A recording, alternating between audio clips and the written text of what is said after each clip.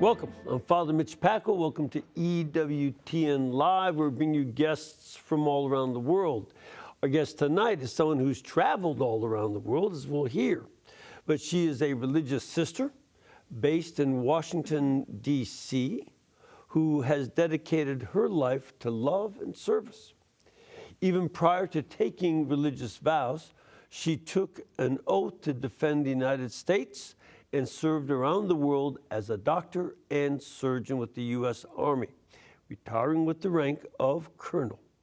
She traded in her camouflage military fatigues for the religious habit of the little workers of the Sacred Hearts, and continues to use her medical skills to provide free care to the needy in our nation's capital from her convent's basement clinic. They also administer the abortion pill reversal procedure, which has helped them to save more than a dozen healthy babies. You can read about her life and work in a new book written by Lisa Marie Carzon entitled Sister, Soldier, Surgeon, The Life and Courage of Sister Dierdre Byrne, MD. And she joins us tonight to discuss ways we can discern God's will for our lives and how we might influence the culture for the glory of God. So please welcome our guest, Sister Dierdre, alias Dierdre Byrne. Sister, how are you? Welcome. I'm fine, Father. Thank you for having me. Good to have you here. Oh, it's Good great to have you here. to have time with you. Yeah, and you know, we were talking earlier today about this issue of discernment. Discernment is not about choosing, you know, which car should I buy or something. You know, it's especially concerned with our life issues. Yeah. And you have led a life that's taken you on some winding paths up and down mountains, and et cetera. And I think I'd like to talk about that process of discernment and its final fruit in terms of the process that you went to. First of all, what drew you to go into medicine in the first place? Because you did this after your college work. What drew you towards that? Well, I think my father, who was a thoracic surgeon in Virginia, he had a great love for the church, the Eucharist, great father, but he loved caring for people, and he'd been serving as a doctor for many, many, many years. And I even went to med school close enough so that we could work together. Is that right? Yeah.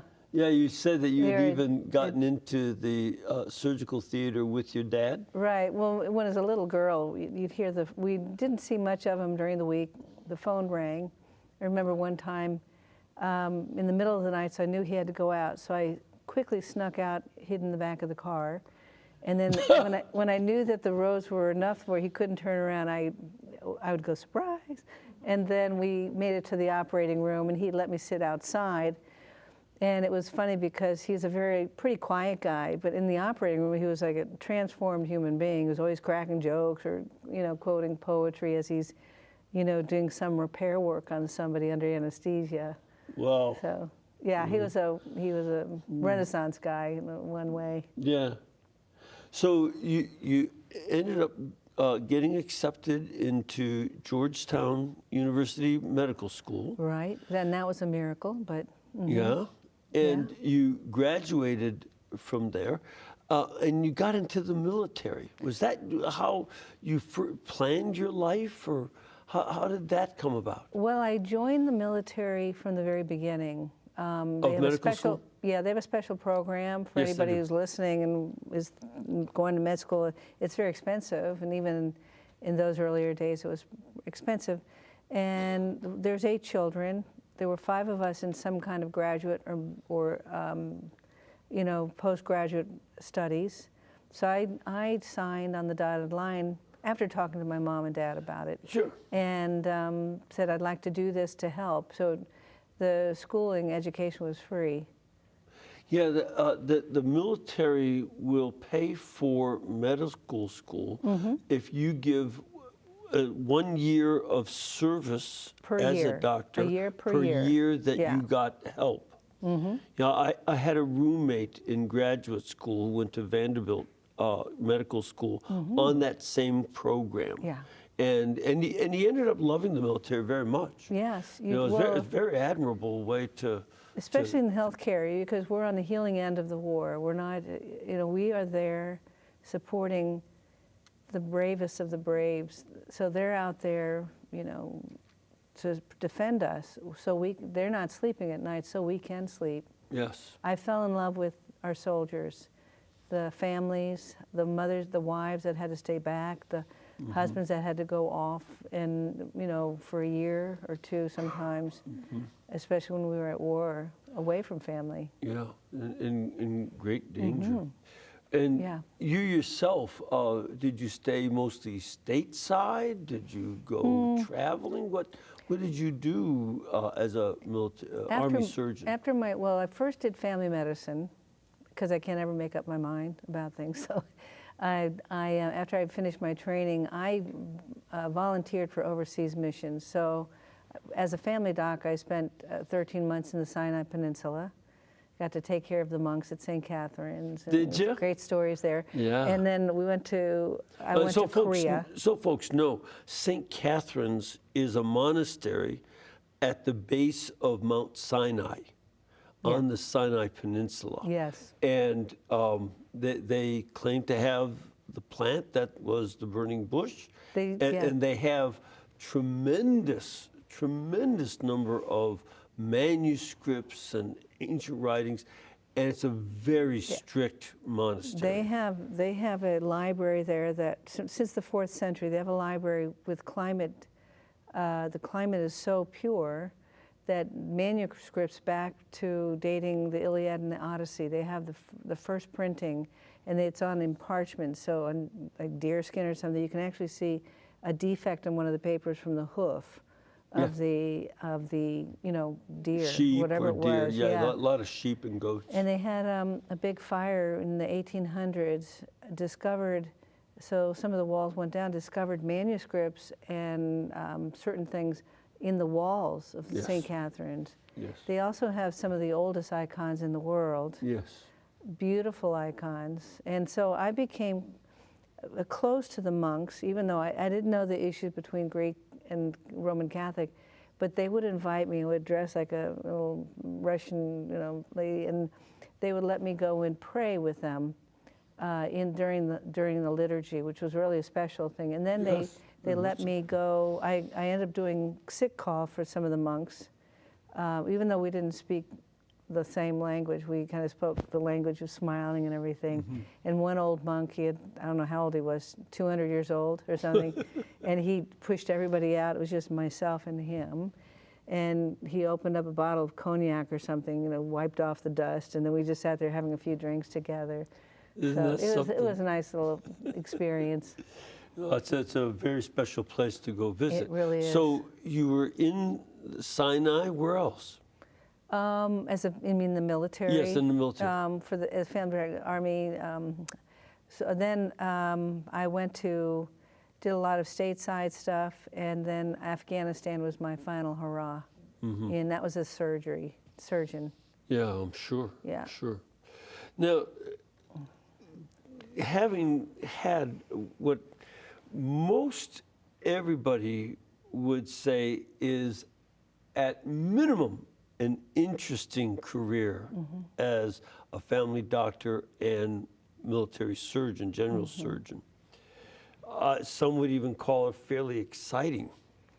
Why'd you do something so boring like become a nun? That's when it really gets exciting. Yeah,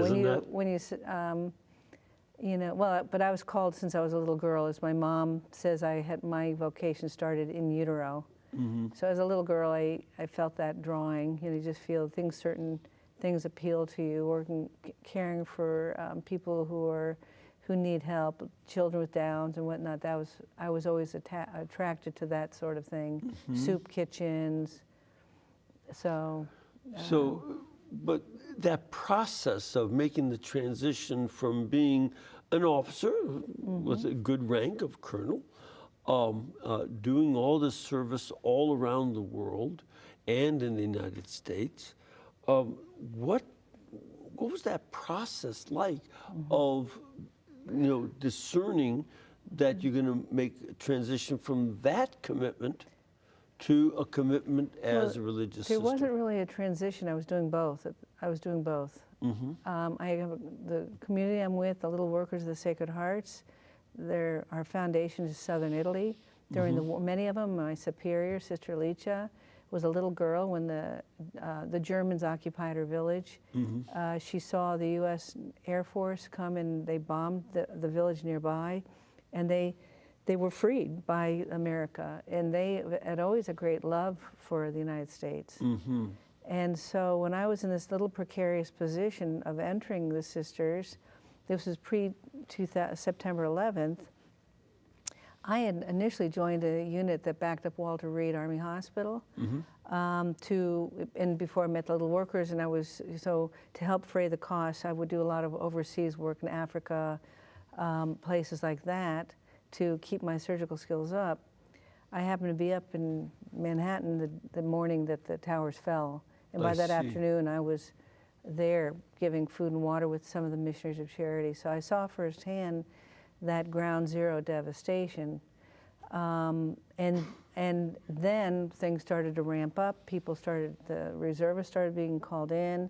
I had already been speaking with the sisters about joining them.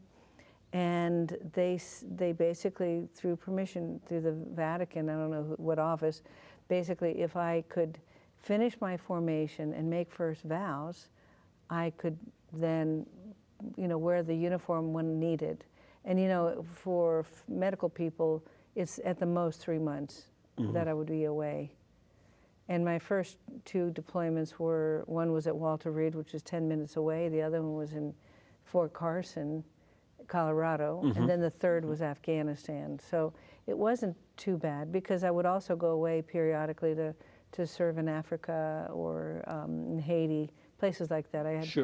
That was sort of my work as a little worker. It was as medical work, which was more missionary related.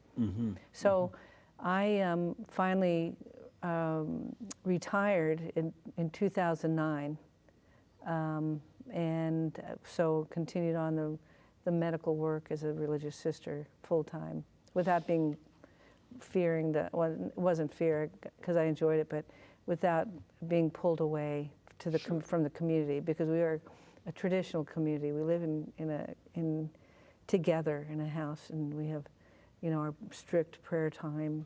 And that's nice. Yeah, it's nice. Yeah, in fact, I'll just say a little pause.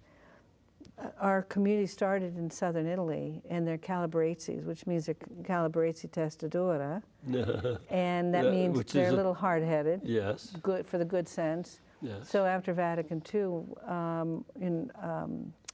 and they wanted all these sisters to change their habits, to modify. Our sisters refused. So this is the same habit that our founders, Mother Teresa de Vincenti, wore in 1894.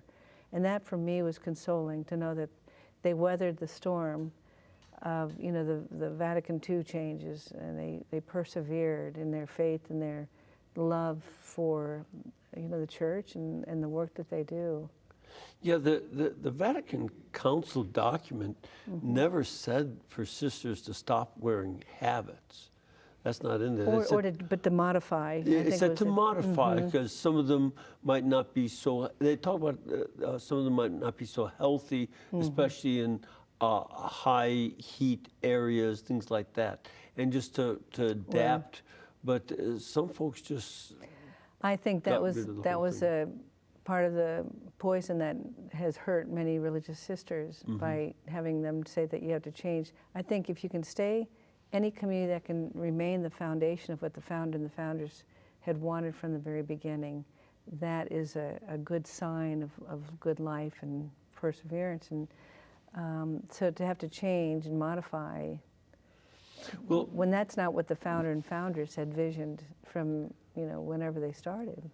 And I think, having been in I started seminary in '63 at the archdiocesan level and entered religious life in '68.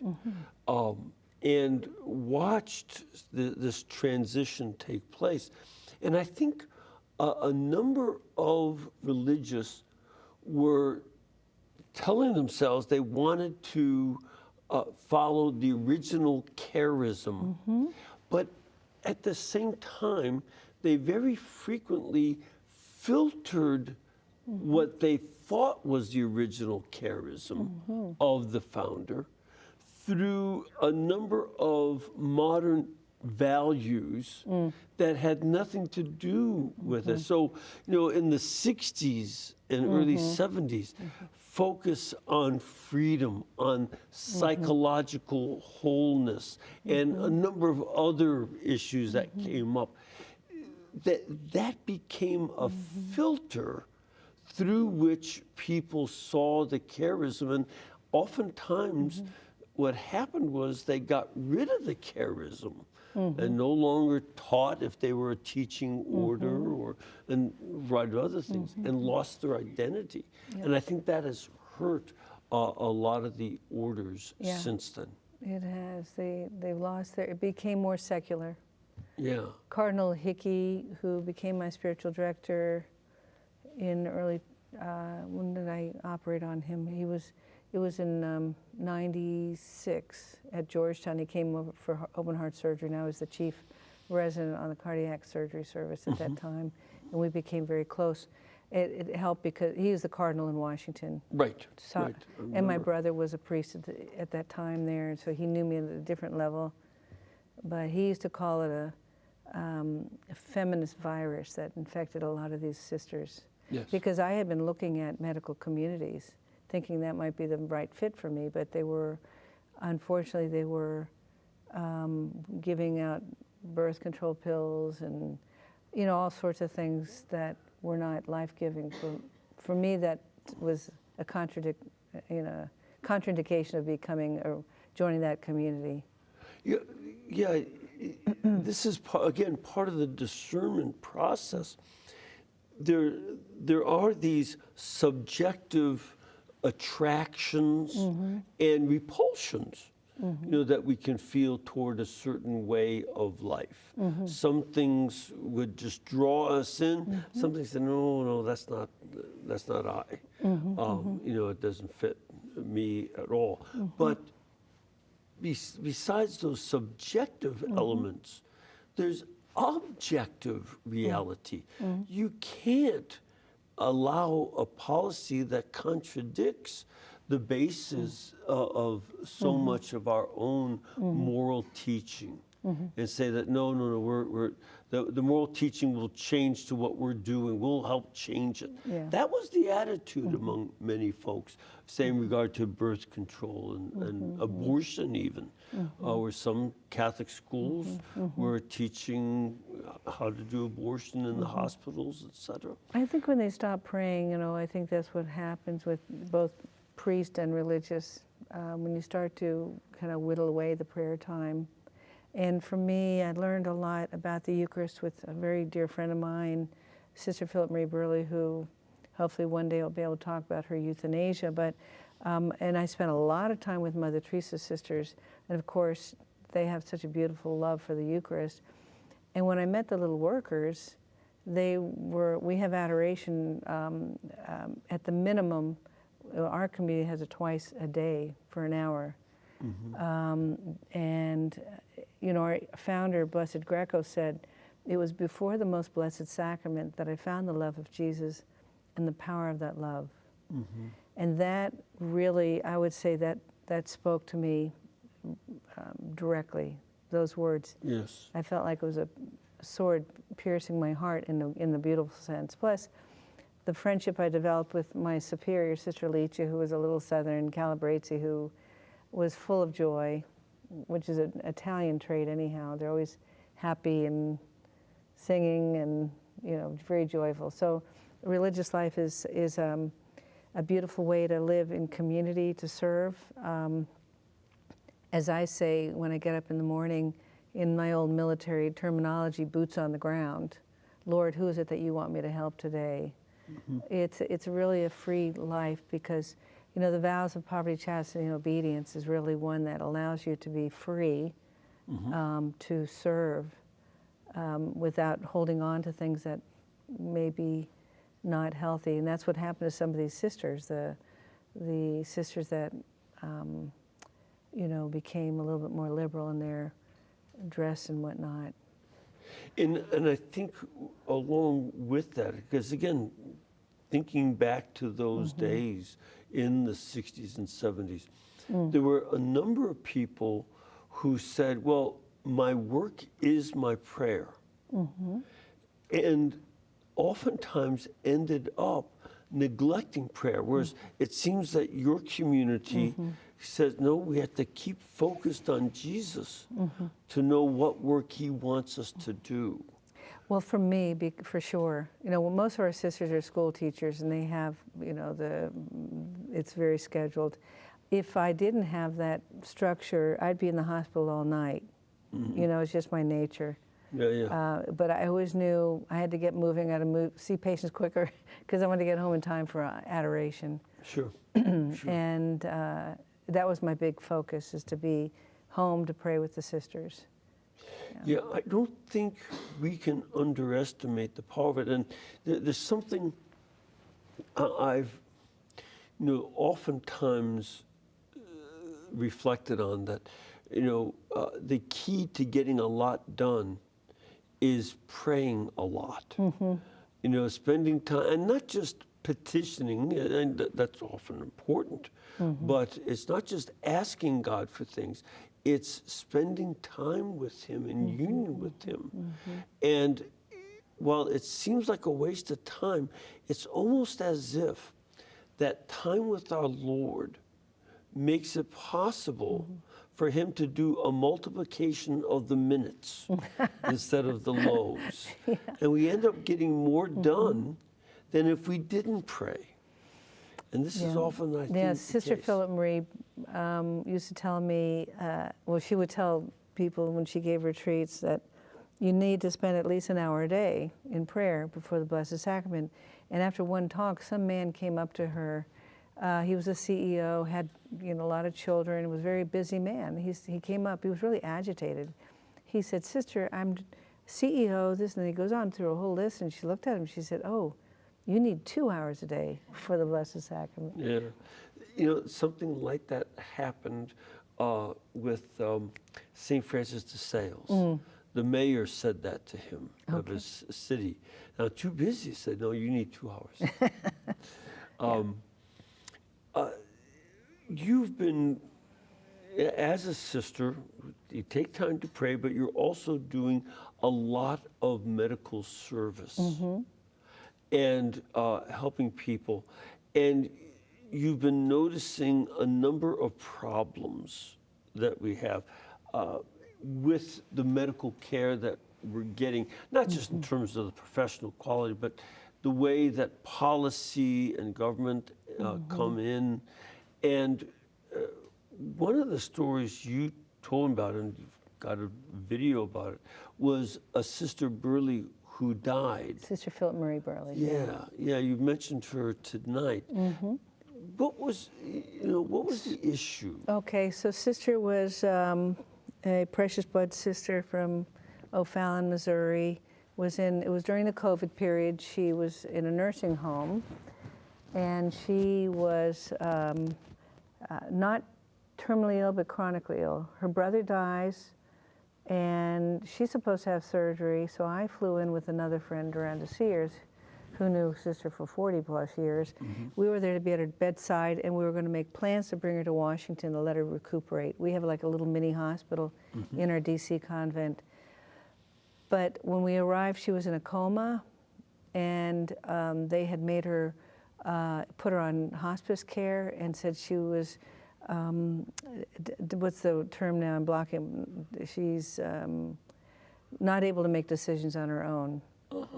And then a Mentally nurse, incompetent. yeah, and then the nurse comes in, the hospice nurse, and says, "Oh, we're helping her transition." And I had never really heard that term, but I knew what she meant. She said, "We're helping her die." Yes. And it was very stunning to hear that. So we sat there. I thought maybe, Dierdre and I were saying, maybe she's had a stroke, what's going on? She wakes up after 2 days, and she says, I said, sister, what's going on? She said, I don't know, they keep giving me more drugs, they're giving me more drugs. She had a feeding tube.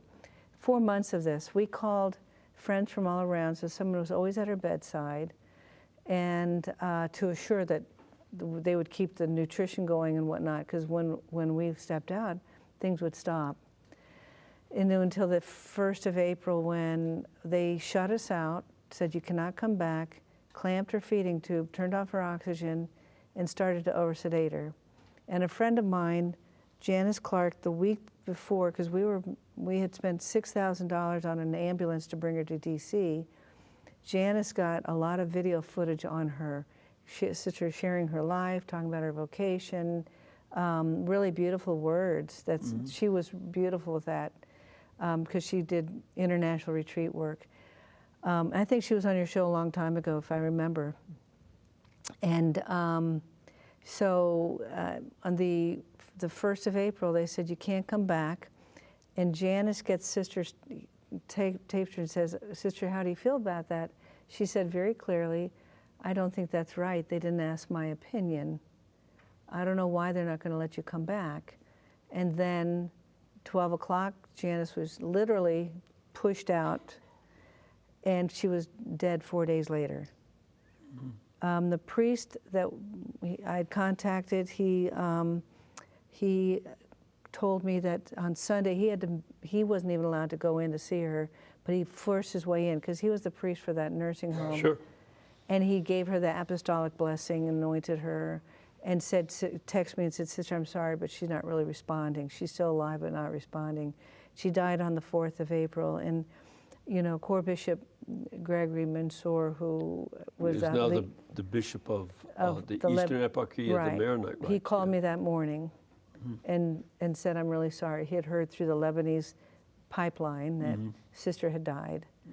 So it was very upsetting. And so we've done a documentary. Let's take a look at a little clip from that documentary about Sister Philip Marie Burley, with the Order of the Adoration of the Most Precious Blood of Jesus. Good morning. How are you feeling this morning? Very well, thank you. Praise the Lord. Sister Philip Marie Burley is 88 years old and under the care of SSM Hospice, a Catholic hospice, at Mount Carmel Nursing Home in St. Charles, Missouri. She spent the last 6 months of her life confined to a room on the facility's 3rd floor.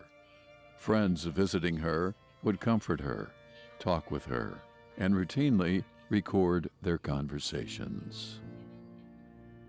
Much of the time, Sister Philip Marie seemed to be animated, lucid, talkative, carrying on normal conversations with her friends and family.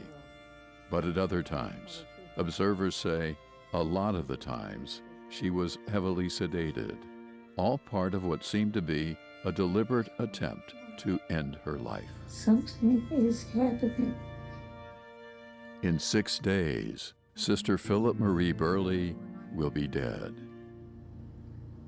Do you feel different? Are they using more drugs? Are they putting more drugs in me? If I was to have you over to my house, put you in a bed, not let you out of that bed, take away your food and your water, and let you die,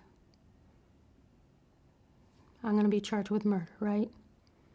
But now I take you, put you in a place, a building with hospice on the outside, and do the exact same thing. And what do they call it? A good death. The term euthanasia is not used, but it's withdrawal of medical treatment. It's let's stop feeding this person, let's turn off the ventilator. It's a form of imposed death. We're murdering them. To be blunt, legalized murder. That's really what that is, legalized murder. And people need to start calling that what it is. It's legalized murder. course, I want to let you all know that you can watch the whole documentary. It's called No Mercy, The Catholic Culture of Death, featuring the story of Sister Philip Marie Burley of the Order of the Adoration of the Most Precious Blood of Jesus. And you can find it by going to a website, sisterburley.com. And Burley is BURLE.com. Sister spelled out, BURLE.com. And see that. Because this is not just about this one sister, is it? No. In this documentary, we cover four. We have Bobby Scheidler, Terry Schiavo's brother, Schindler, a wonderful man. We have a young girl named Grace who had Down syndrome. She was 19. She came into the hospital with COVID pneumonia, and she was euthanized. The hospital system in Wisconsin made her a do not resuscitate without her with the parents not knowing. So when they started to over-sedate her, they begged her, they watched her die on the FaceTime book, or FaceTime, please resuscitate, please help her, and they totally ignored it. The family sued the hospital, but they lost.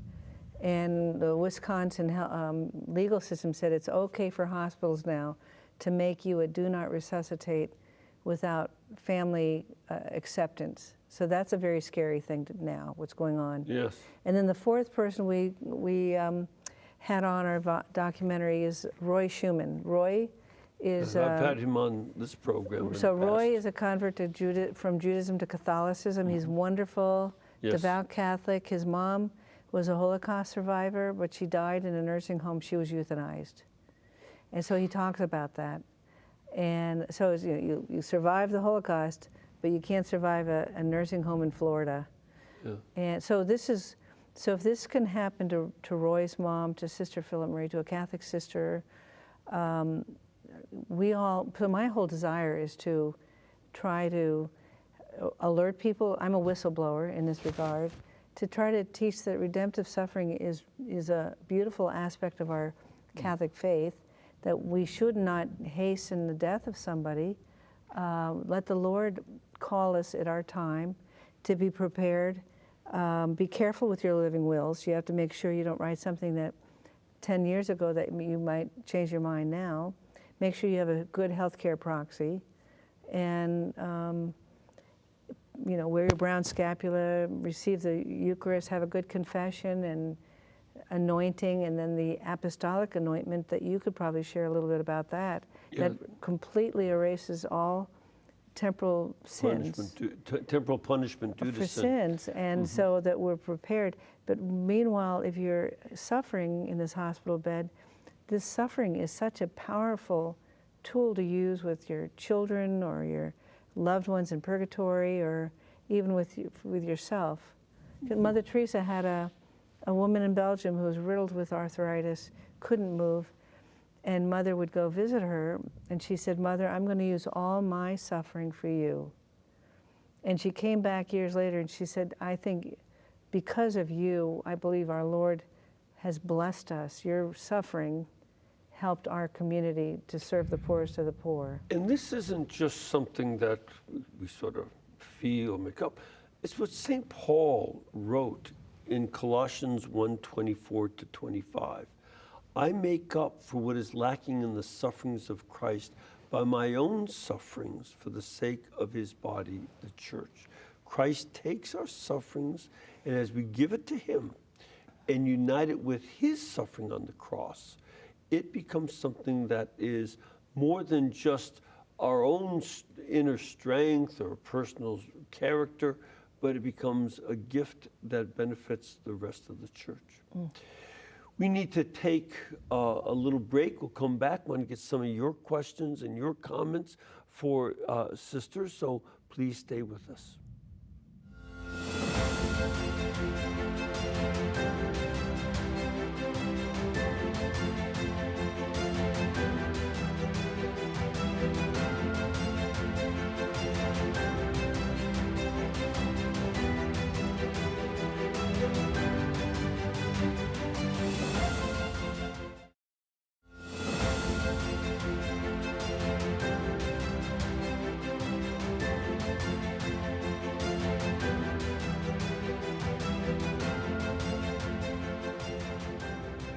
We are speaking with our guest tonight, Sister Dierdre Byrne, MD.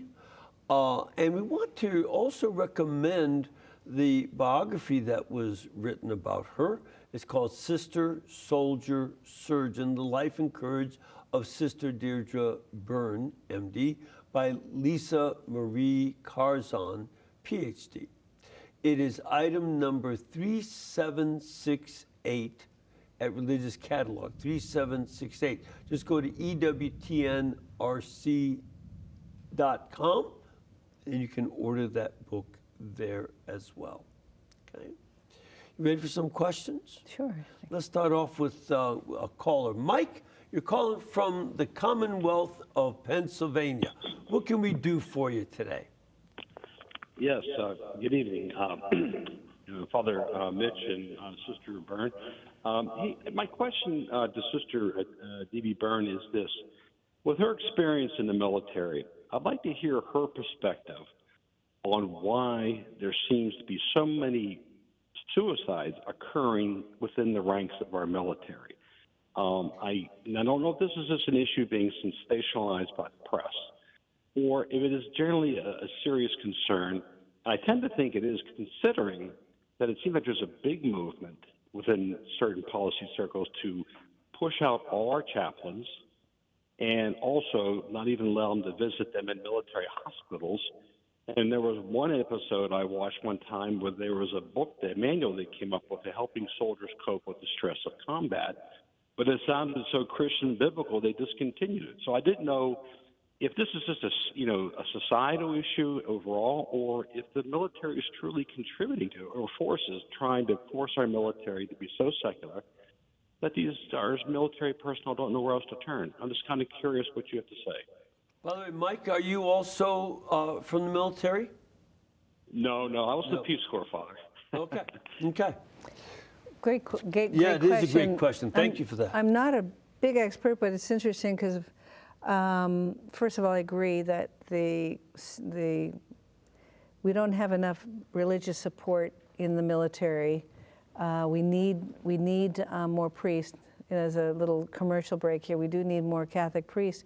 When I was in Afghanistan, there were only 5 in all of Afghanistan, and ours was hardly ever there. He was always in harm's way, taking care of our soldiers in the forward operating bases, or the FOBs. I just finished listening to a very good podcast by Hugh Tyson, who is a Marine. I'm friends with the family. I don't know Hugh personally, but he had some issues. There's so much, because their soldiers have been pulled out and have gone to Iraq and Afghanistan so many times that their life is totally disruptive, and there's a high rate of PTSD, post-traumatic stress disorder, and with that comes trying to numb the disease by alcohol and drugs, and then suicide is extremely high, as he mentioned. And what's interesting is that even though there's not as many women, the suicide rate in women is very high, like 40%. And Hugh was talking about, first, he said, we don't really have the armamentarium or the knowledge to help these soldiers with PTSD, and there's so many of them that they really just want to give you meds to drugs, and you kind of just drug it up. And he was on this to talk about some holistic. He had serious problems, was several years of suffering, and then he went down to South America and started doing some meditative. He's a devout Catholic, but doing some meditative things and holistic therapy, and is completely off every chemical. And he had to work on trying to help himself because he was not getting the help in the military and in the VA. And we just don't have the armamentarium. And I don't know, I am no expert, but I highly recommend listening to that. Hugh Tyson, Tychsen, look him up. He's very involved with helping our soldiers who have PTSD and suicidal ideations, which he had. Sure. Because they all go hand in hand. And I don't think that it's irrelevant that the soldiers were not always given clarity about why this war was so important to fight. It's not only getting shot at, but also when soldiers are shooting at other folks, sometimes enemies, sometimes non-combatants that were unintended targets. And these realities are weigh heavily on them. And if there's not clarity about the purpose, and the politicians say, oh, we'll just sort of quit and bring everybody home all of a sudden. And you say, what was I doing there? Yeah. You know, why did we fight? You know, And because those the meaning and of those that this, helped us, yeah, the Afghanis. I just received a phone call from the son of a doctor that I worked with, and she was captured by the Taliban and left out, but she calls me out of the blue in 2020, please help me. And I said, I got Jason Jones involved at the Vulnerable People Project. We were able to get her and 13 family members across the border. It's a longer story than this. Yeah. Across the border out of harm's way. But she was one of many who had been left behind. Yeah. And but what you said is correct, that we have this war, we're Yes. fighting it, and all of a sudden, let's stop it, And that need for human beings need to understand the meaning of what they're doing, the meaning of their life, as well as deal with the actual trauma Yes. of being shot at, being wounded, Yeah. and shooting others, and wounding or killing others. None of that is easy for people to cope with. This isn't some television series or a movie where the actors all change clothes, wash off the makeup, and come back for another movie. This is real life. Yes. And that care for them has to be done with a great deal of love, but also it takes time to work through PTSD. It doesn't, you don't get rid of it all of a sudden. And it's not really drug therapy. This is more, a human relationship, more counseling and working like Hugh Tyson discusses. And he's now he wakes up every morning joyful and happy, and but he had to do it on his own. Yeah. And now he's trying to help. So they've got, gosh, I'm sorry, I don't remember the name of his group, but it's a group for the soldiers to help them. Yeah, and it needs, if anything, it needs cushioning to slowly come back from the various kinds of shocks. We have a question from our studio audience. Ma'am, where are you from? I'm from Ohio. Good, and your question? First off, thank you so much, sister, for your testimony. And my question is, do you see the United States growing closer towards socialized medicine? And consequently, your thoughts on the organ donor scandal that has been coming out lately? Yes, I mean, I think we've lost the humanity in our health care. I don't know if we're going toward socialized medicine as much. We still have a good healthcare system, but I'm concerned that we've lost the human touch and that people are just, numbers and whatnot. And it does worry me that, so for example, our story, a perfect example is our euthanasia story, but also the whole idea of transplant. When I was a resident, we were just preparing the organ team to do donations, but now we're questioning the whole idea of what is brain death. And if you've got a heartbeat, are you really dead? So people are questioning that. Yeah. And so I think Dr. Paul Burns, who's I think a pediatric neonatologist, talks about that a lot. He's in his 80s, but he still speaks about how he does not believe there is any brain death if your heart is still beating. So therefore, you should not take organs from a person, like an organ like a heart. You can take a kidney or part of a liver, but you can't take a heart that's going to kill that person. And the- what they're doing in China, basically, they're harvesting organs from prisoners and whatnot. That they've got a high organ donation list, and they're doing it all the time. It's worrisome. We're not doing that here, but there's a real issue about whether someone is really dead or not. And I think we have to look at that very carefully. The bioethics department in Pennsylvania are researching that and talking about it. I don't think there's a straight answer. Yeah, because one of the problems is that if the person, if the heart stops, then the organ may not be usable Yes. after the transfer. Right. That's the tension.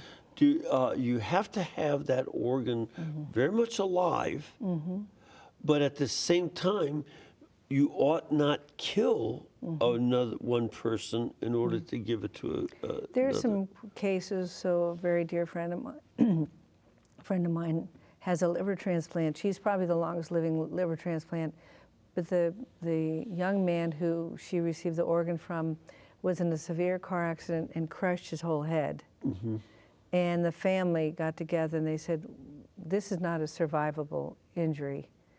So the family decided, let's give the organs so that someone else will live. So although they had him on the ventilator, it was very much a clear cut. Yes. He's not going to. So these are these cases that you can look at that are there. So transplant surgery is not completely bad and out, but you do have to watch the cases closely. Yeah, and again, keep that moral balance. And it's not only China. There have been, stories of people being kidnapped in other nations, and in order to, people that are deemed useless to society, street people, orphans running around, such, and harvesting their organs for somebody else, and they're not sick, they're not dying, they're fully alive. They but just have they're not- nobody to protect them. Right. And she had a second question, I forgot. Well, it was about it was more about the Socialized medicine, yeah. Are we becoming in this country like those places that have socialized medicine? I don't think we're there yet. I think we're so far so good. Personally, but I'm no expert in that. What do you think, Fawn? No, I think there's a tension that we have in this regard. Part of the tension is there are people that want to get as much medical care to as many people as possible, especially people who are poor and can't get it. And there's and keeping that in balance with excellent medical care that is going to cost more. There'll be some general care that you can get to everybody, and yet some cases people have very, very complicated diseases or disorders, as you well know, and being able to let that happen without the two compromising each other. That seems to be the tension to me. Now, there's also a relationship between Medicare and Medicaid that after a certain amount of time, I think it's about 6 months, if a patient, Medicare will stop paying after a certain amount. There's a cap in reimbursement. And after about 6 months, I believe, if the patient is still alive, hospice will start losing money. So it would behoove them to have their patient not live more than that. I see. So that's one of the situations that Chuck Neff discovered when he was doing our documentary on No Mercy and the euthanasia issue, is this money situation. So. Yeah, I think this is probably going to have to be something that gets examined at the federal level, because these are federal regulations, are they not? Yes. Yeah, and you know, this would be something worth bringing up to the Secretary of Health, Robert Kennedy, to say what's going on here, and is there a way to deal with it? Again, I'm sure, as often happens whenever government gets involved in something, they want to give some safeguards against fraud. That they're legitimately trying to prevent fraud, but sometimes the prevention of fraud gets so far the other way that it might hurt health care. And this, again, it's a series of tensions that go on in medical care. I'm sure, you know, in some of the places you've been serving medically as a doctor, there may not have been a lot of medicine to go around. Sure. You have to do triage. And I think that's sometimes what they try to do. Yeah. Because I don't want to make it seem that all of hospice care is out to harm people. It's not. No. It's not. There are some wonderful, wonderful people in hospice care, but this government limitation makes things a little more difficult for them. Yeah. Well, I think this is where sin abounds, grace abounds even more. There are now some Catholic-focused hospice cares that are starting to blossom. There's one called Divine Mercy if they want to start in Virginia. And also the medical schools, because medical schools are now teaching abortion, some that would be considered Catholic, as another issue, or teaching how to do transgender therapy, hormone therapy. But there's a group in Southern California, they want to start a Catholic medical school called Padre Pio. And then there's a Benedictine college in Kansas, and they want to start the Benedictine medical school. So there's some great futures out there holding out for us in healthcare. And it's part of us and our care for how we donate to the schools, that we get them doing things that are correct. You know, we're running out of time, I'm afraid. I just want to mention again the book that was written about you. You know, I was looking at it, and it's got some pretty exciting stories in there. You working down at Ground Zero 9/11. It's called Sister Soldier Surgeon, The Life and Courage of Sister Dierdre Byrne, MD. And you can get this from EWTNRC.com, where it is item number 3768. Thank you for being with us. Thank you, Father. I appreciate it very much. Thank and you. may the Lord bless you and all of you, the Father, the Son, and the Holy Spirit. Amen. Thank you for supporting this network. We depend on your support. God bless you all, and thank you.